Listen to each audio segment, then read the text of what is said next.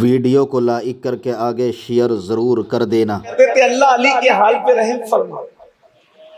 मौला अली को देखने वाले कहते हैं कि मौला अली रात के आखिरी हिस्से में दाढ़ी पकड़कर आखिरत को याद करके ऐसे तड़पते थे जैसे किसी को सांप डस लेता है तो वो कैसे तड़पता है, वो आखिरत को याद करके यूं तड़पते थे। जिनके बेटे जन्नती जवानों के सरदार हैं, जिनकी बीवी जन्नती औरतों की सरदार है, जिनको खुद वलियों का सरदार बनाया, खातिमुल विलायत बनाया, सैयदुल अरस फरमाया, जिसका भाई नबियों का सरदार है, पूरा घराना सरदारों का घराना है, लेकिन उसके बावजूद खुदा की खशियत का आलम है। सिद्दीक अकबर जिसको अफजलुल बशर बादल अंबिया बित्तहकीक, सिद्दीक अकबर को वो मर्तबा दिया। हुजूर ने अपनी जाहिरी हयात में अपने मुसल्ले पर अगर किसी को खड़ा किया है वो जात सैयदना सिद्दीक अकबर की जात। 16 दिन तक कमोबेश सिद्दीक अकबर रसूलुल्लाह के मुसल्ले पर नमाज पढ़ाते हैं।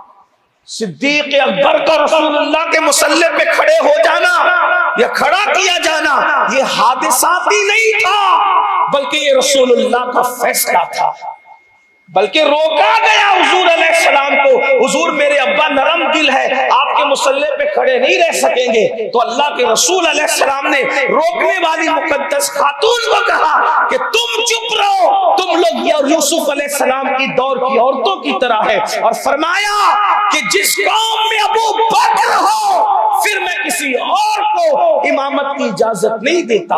वो सिद्दीक अकबर रज़ी अल्लाह ताला जिनके मुतालिक हमारे मुहद्दिस आज़म के चौचवी रहमतुल्लाह अलैह यूं अहले सुन्नत का मौक़िफ़ बयान करते हैं, मर्तबा हज़रत सिद्दीक का ये है सैयद, हर फजीलत के वो जामे हैं नबूवत के सिवा। ये सिद्दीक अकबर है, लेकिन सिद्दीक अकबर भी रोते हैं आखिरत को याद करके, अल्लाह तू अबू बकर से कयामत में क्या पूछेगा और अबू बकर तुझे क्या जवाब देगा। सोचो तो सही, गौर तो करो।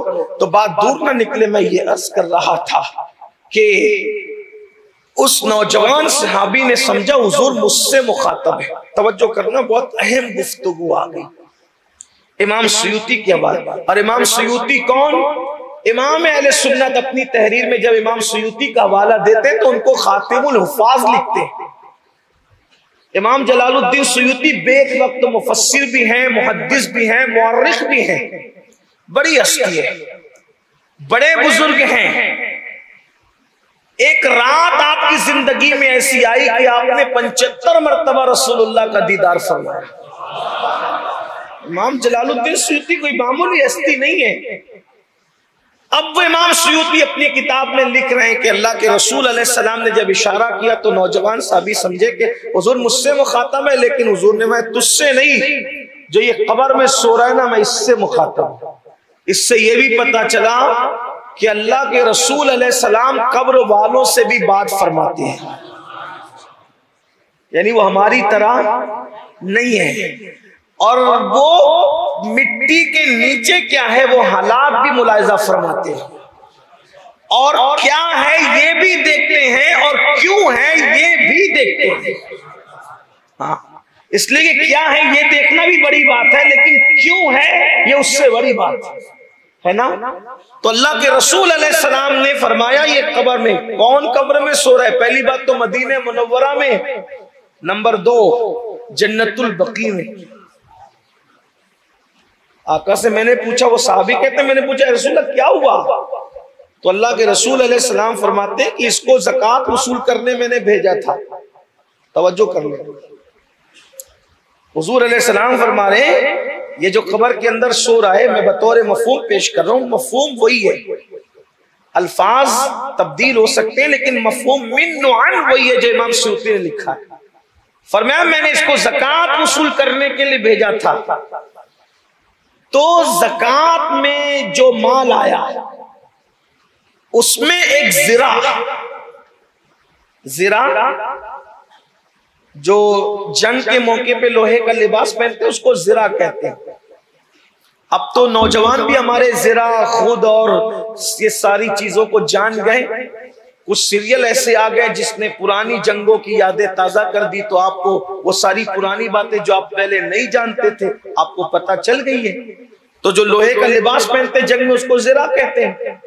तो आका अलैहिस्सलाम फरमाते हैं कि मैंने इसको ज़कात वसूल करने, ज़कात का माल वसूल करने भेजा और इसने एक ज़िरा को इजाजत के बगैर अपने पास रख लिया। तवज्जो करें, ज़कात की मद में जो माल आया उसमें ज़िरा थी, ज़िरा को इजाजत के बगैर रख लिया। आका फरमा रहे कि मैं देख रहा हूं कि वही ज़िरा आग की बनाकर उसको पहना दी गई है। वही ज़िरा उसको आग की बनाकर पहना दी गई है।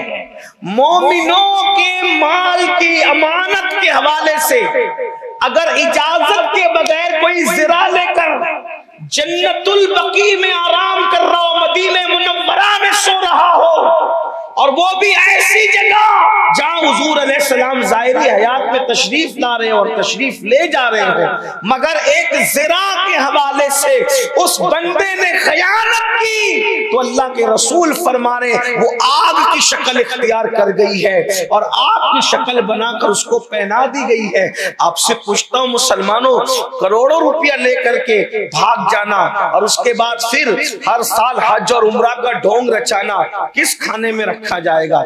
ये कहना कि अरे मौलाना चलो कुछ भी करो, नमाज पढ़ो सब माफ है। ये लोग क्यों नहीं कहते नमाज पढ़ो सब माफ है, लेकिन नमाज हो तो सब माफ है ना। जब अल्लाह के रसूल फरमाए पेट में हराम जाएगा तो 40 दिन तक न तेरा फर्ज कबूल है न तेरा नफल कबूल है। अल्लाह उन्हीं की इबादतें कबूल करता है जिनके पेट में हलाल मौजूद है। मुसलमानों, हम कितनी तकरीरें सुनते हैं, कितने खिताबात सुनते हैं, कभी दिल पसीजता है, कभी दिल नर्म होता है। महफिल में प्लान बनते हैं, उठ के जाने के बाद अरे ये मौलवी लोगों का यही काम है, ये तो यही बोलते रहते हैं। याद रखना, मौलवी कोई छोटा मोटा लफ्ज नहीं है। मौलवी किसको कहते हैं पता है? मौलवी का मतलब क्या होता है? शायद लोग इसको नहीं समझे। मौलवी का मतलब होता है मौला वाला, अल्लाह वाला। मौलवी भी कह रहे हो, अल्लाह वाला भी कह रहे हो, तहकीर भी कर रहे हो। ये सब क्यों है? पेट में हराम है। न उलमा का एहतराम, न इमामों का एहतराम, न बाप का एहतराम, न माँ का एहतराम, न बड़ों की ताजीम, न छोटों पे शफकत, गुफ्तगू का कोई असर नहीं। आज जितने जलसे हो रहे, कल मैं जोधपुर में था, हजारों लोग थे। मैंने लोगों को ये कहा कि बुरा मत मानना, पहले साल में एक रात जलसा होता था किसी एक शहर में, लेकिन एक जलसे पे पूरे शहर पर साल भर तक असर रहता था। आज न सुनने वालों पर असर, न बोलने वालों पर असर। वजह कहीं ना कहीं ऐसा है कि जो बोल रहा है उसके पेट में भी हराम पहुंच गया और जो सुन रहे उनके पेट में भी हराम पहुंच गया। मैंने लोगों को कहा मुकर्रिर आ जाए, पीर साहब आ जाए, तो आप क्या देखते हो? किसके घर में एसी है, बंगला किसका है, गद्दा किसके घर में मिलेगा, पलंग किसके घर में मिलेगा, हजरत के लिए खाने का अच्छा इंतजाम कौन कर सकेगा? ओ फला मोहल्लादार पूरे मोहल्ले का सबसे बड़ा, फिर चाहे वो हलाल कमाता हो चाहे हराम कमाता हो, कोई लेना देना। पीर साहब को तो नहीं पता, मुकर्रिर साहब को तो नहीं पता, जिम्मेदार कौन है? ठहराने वाले। तो जब तकरीर से पहले ही नाश्ते में दोपहरिया में आपने उसको हराम खिला करके लाया तो तकरीर असर क्या करेगी? आप मुझे बताएं, हलाल को लाजिम पकड़ो। जब हज्जाज कूफा आया, कूफा, तो लोगों ने हज्जाज से कहा हज्जाज तू जालिम बड़ा है, कूफा में चंद बंदे ऐसे हैं कि अगर ये तेरे लिए बद्दुआ कर दे तो तू तबाह बर्बाद हो जाएगा। हज्जाज ने कहा जानता हूं सबको निपट लूंगा।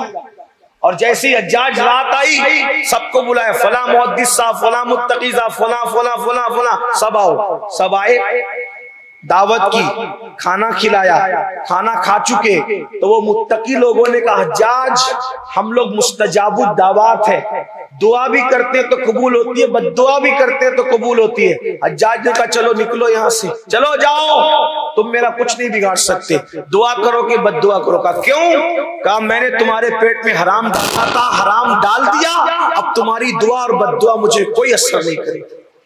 हजरत सैयदना साद इब्न अबी वकास साहबी रसूल ने अर्ज किया, या रसूल अल्लाह सल्लल्लाहु अलैहि वसल्लम, मैं चाहता हूं कि जो दुआ करूं अल्लाह मेरी हर दुआ कबूल करे। अल्लाह के रसूल से अर्ज किया, हुजूर मैं मुस्तजाबुद दावात बन जाऊं, जो दुआ करूं कबूल हो। हुजूर कोई ऐसा अमल बता दो। आका ने फरमाया, जा हलाल को लाजिम पकड़, सिर्फ हलाल खा, तू जो दुआ करेगा अल्लाह तेरी हर दुआ कबूल फरमाएगा। आज हम हर साल हज को जा रहे हैं, उम्रा को जा रहे हैं, दाढ़ियां भी बड़ी हो गई है। हालांकि हदीस पाक है, जो हराम पैसे से हज को जाता है और लब्बैक कहता है तो अल्लाह फरमाता है तेरी कोई लब्बैक नहीं, लानत है तेरी लब्बैक के बदले तुझ पर। और जितने कदम चलता है हर कदम पर गुनाह लिखा जाता है। हमने अमल की तरफ तवज्जो की, हमने फराइज की तरफ तवज्जो नहीं की। नवाफिल में शैतान ने कहीं ना कहीं उलझा दिया। याद रखना, नेकियां करने से अफजल इस्लाम में गुनाह से बचना है। इस्लाम में नेकी करने से ज्यादा अहमियत गुनाह से बचने की है, क्योंकि जो नेकी करेगा वो गुनाह भी कर सकता है, लेकिन जो गुनाह से बचेगा वो सिर्फ नेकी ही नेकी करेगा। बल्कि गुनाह से बचना खुद इतनी बड़ी नेकी है कि कोई नेकी अगर आप करें तो अल्लाह ने उस पर 10 दर्जा बशारत अता की है। अगर कोई गुनाह से बच जाए तो अल्लाह ने सीधा मगफिरत की बशारत अता फरमाई। आइए एक हदीस और याद आई। एक मर्तबा अल्लाह के रसूल अलैहिस्सलाम जन्नतुन नईम का जिक्र कर, हुजूर जन्नत देख कर आए थे। तो जन्नत के 8 तबके हैं। तो जन्नत में से एक जन्नत का नाम है जन्नतुन नईम। जन्नतुन नईम की नेमतें बयान कर रहे थे तो सहाबा मचल रहे थे, क्या नेमतें जन्नत नईम में, क्या नेमतें जन्नत नईम में। तो हुजूर ने मुस्कुरा के कहा, बताओ इसको ये मिलती कैसे, जन्नतें नईम कैसे मिलती है बताऊं। साहबा ने कहा, हुजूर बताएं। मेरे आका तो करीम है ना, वो तो निहायत सस्ता सौदा बेच रहे हैं जन्नत का।